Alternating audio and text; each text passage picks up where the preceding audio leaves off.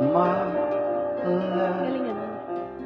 Ang isa sa pinanghihinayangan ni Reka, hindi raw siya nabigyan ng pagkakataon na makapagpaalam ng maayos sa kanyang amang pumanaw kamakailan sa cancer ng urinary bladder. December 1 po, 2023. Nung dinala na po siya sa ospital, nung gabi na yun, nawala na rin siya. Wala na siyang hinabilin. Nag-expect kami na mapapanaginipan namin siya. Kasi imposibleng walang sasabihin si Papa.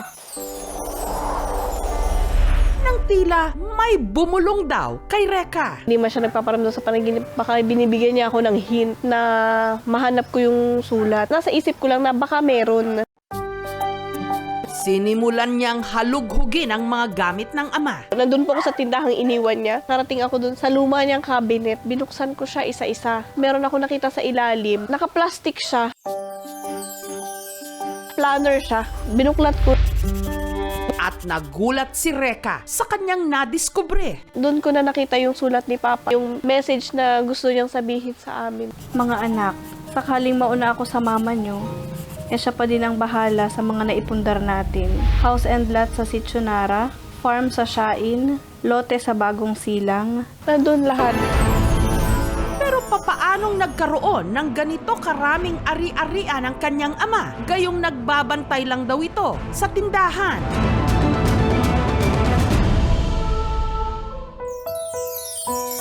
Dito sa Buena Vista, Quezon Province, binuo ni Reynold ang kanilang pamilya. Kasama ang misis niyang si Aleli at ang mga anak nilang sina Reka at Rayleigh. Napakabuti pong asawa at talagang maginhawa po ang buhay ko sa kanya. Nung bata pa po kami, ang papa ko po ay isang lineman.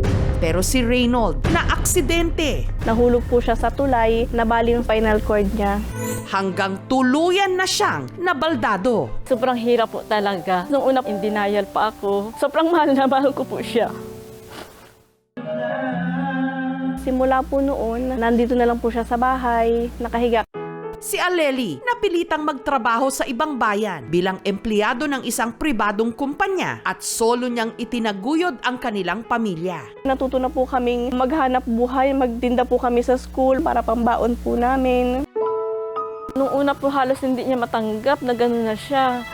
Lagi niya sinasabi sa akin na may nakikita daw po siyang isang tatay na kapag uuwi sa bahay nila na laging may dalang tinapay. Gusto ko ganito din, pero paano ko magagawa? Hanggang taong 2012, si Reynold nagtayo ng tindahan. Pinag-loan po siya ni Mama ng 20,000. Ang naging setup si Papa, taga-sukli dun sa tindahan, tapos may kinuha lang silang isang boy na siya po ang taga-bigay. Binata pa po talaga yan, medyo mahigpit na po talaga sa pera yan. Lagi niyang iniisip ay pamilya niya, maipag-ipon ng pamilya niya. Napalago po niya na palago ang tindahan. Sobrang proud. Sa kabila nga nung kondisyon niya, na-provide niya lahat na pag-inahawa niya yung buhay namin. Pero Abril nitong nakaraang taon, meron siyang napansin. Parang may dugo yung ihi. Ayaw niya pong magpadala sa ospital. Hanggang sa Umihi na talaga siya ng dugo. Doon na naalarma sila Mama. So dinala na siya sa ospital. Yun yung anesthesia ay kaya ka nakatulog. Hindi, sinabi sa inyo ito kung ano yun. nalaman nilang si Reynold may cancer sa urinary bladder. At nito ngang nakaraang buwan lang, tuluyan na itong namatay. Sana inagapan namin. Sana humaba pa sana yung buhay niya. Hanggang nakita ni Reka ang isang planner kung saan nakasulat ang parang last will and testament ng kanyang ama o ang kanilang mga mana. Kay Rica, house and lot, farm Shashain, 50 square meters sa Lucena. Rayleigh, house and lot, farm sa San Vicente, lote sa Bagong Silang. Bank account, hayaan nyo na ang ina nyo roon. Bukod sa pera at ari-arian, si Reynold meron pa raw pamana sa kanila na talagang nagpaluwa sa kanilang mga mata. Hati sa gold. Paanong nagkaroon ng ginto ang isa lang nakatutok sa sari-sari store at baldado pa ang detalye ng mga pamanang iniwan ng kanilang ama na nagpaluha at nagpaluwa ng kanilang mga mata. Ibubunyag na sa aming pagbabalik. Si Reka may nadiskubring notebook o kwaderno ng namayapa niyang ama kung saan nakasulat ang listahan ng parang mga mana para sa naiwan nitong pamilya.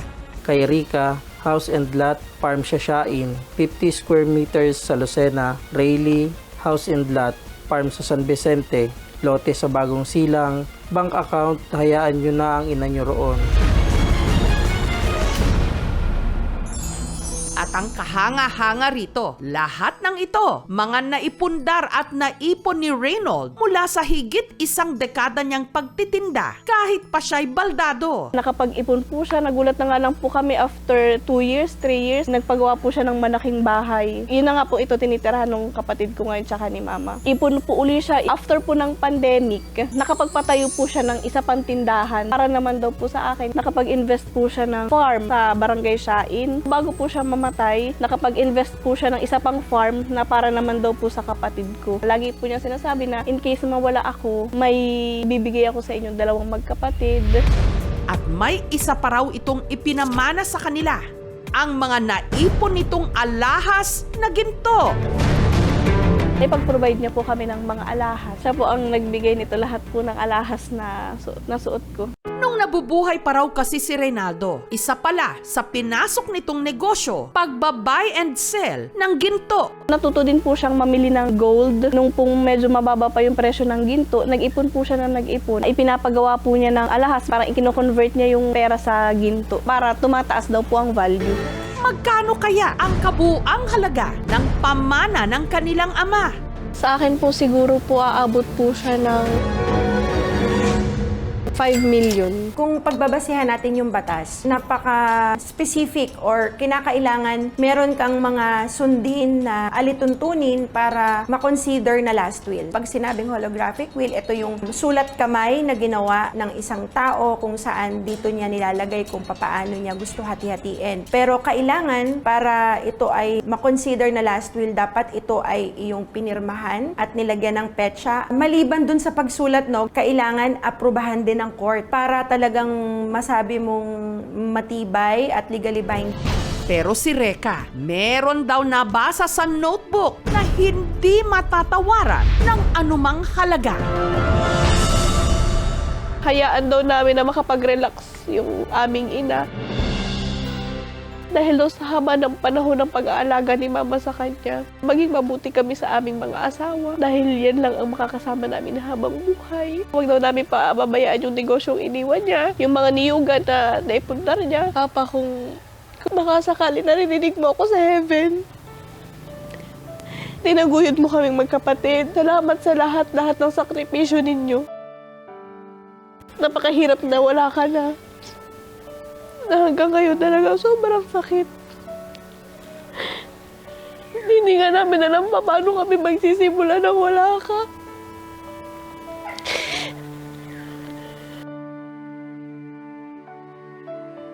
Sanay po ako na lagi siya nasa tabi ko, may kakwentuhan ako. Sobrang sakit po. Hanggang ngayon po. Lahat tayo may mga mahal sa buhay na ngayong bagong taon hindi na natin kapiling. Pero nag-iwan naman sa atin ng mga gintong alaala. Salamat sa lahat-lahat. Hindi ka namin makakalimutan. Mananatili ka sa puso at isip namin. Hindi mawawala.